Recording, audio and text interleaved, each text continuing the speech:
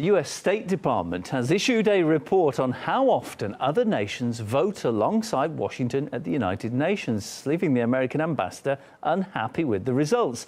Our New York correspondent Caleb Morpin has more on how the US wants more value for money when it comes to diplomacy. Why doesn't the UN do America's bidding when it's America that's bankrolling the UN? That's got the beef of one of the country's top diplomats, and she's taken her grievance public.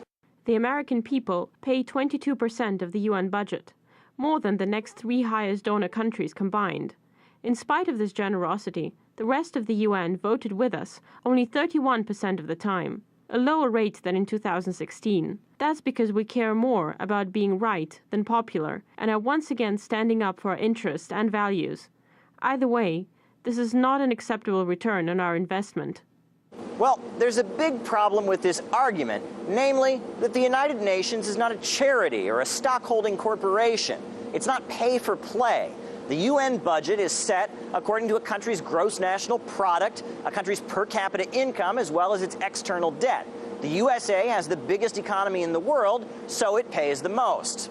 Up until 2010, the United States paid 25% of the UN budget, and that is based on assessed contributions, which are based on a formula of gross national income. For the size that the United States is and the wealth that it has, actually it's paying rather less than it should. The notion that the United States is a very generous donor to the United Nations doesn't actually fit the facts. When you look at the proper formula, the United States is the only one that has this exceptional arrangement where it has a cap on its otherwise would be normal contributions. Nikki Haley has got the backing of the White House in her complaint. Trump is now threatening to cut off the flow of cash. The US has put together a strong bid with Canada and Mexico for the 2026 World Cup. It would be a shame if countries that we always support were to lobby against the US bid. Why should we be supporting these countries when they don't support us, including at the UN? And see what happens when countries vote against the U.S. position. Like in December, when the General Assembly slapped down America over its decision to move its embassy to Jerusalem. When we make a decision about where to locate our embassy, we don't expect those we've helped to target us. The U.S. will be taking names. Will those in favor of the draft resolution please raise their hand? Those against? Thank you. 14 votes in favor, 1 vote against.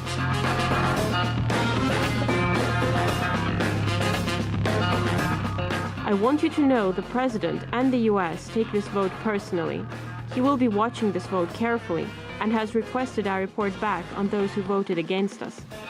Thank you for your consideration.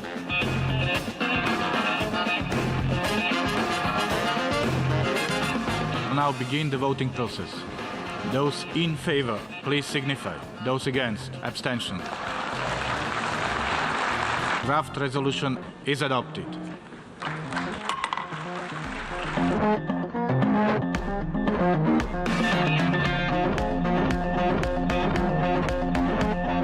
One of the 9 countries that voted with the United States was Honduras. Honduras has been solidly a friend of the United States since 2009, when a coup toppled the elected socialist president. Nikki Haley says that their vote will not be forgotten.